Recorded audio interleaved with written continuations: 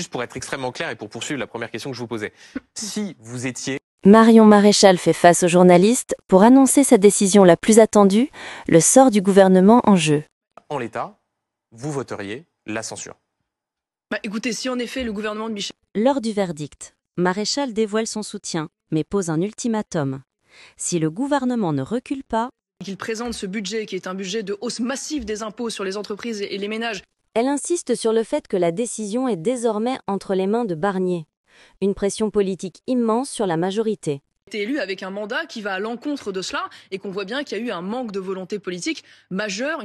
Le regard de la journaliste face à la gravité de la déclaration. La tension monte autour du vote de la motion.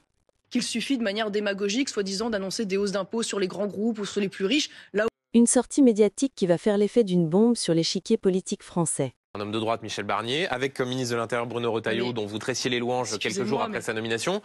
Tout ça, vous le mettez de côté pour...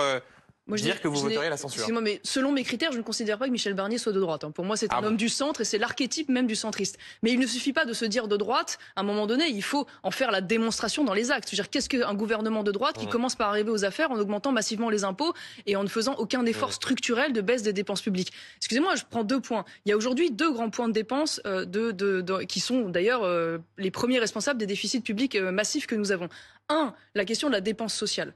Nous avons aujourd'hui 33% du PIB qui est consacré à la dépense sociale. Or, rien n'a été fait dans le sens de la réduction des dépenses, notamment des dérives de l'assistanat dans notre pays. On voit par exemple des dépenses explosées comme celle du RSA qui oscille entre 13 et 15 milliards d'euros par an.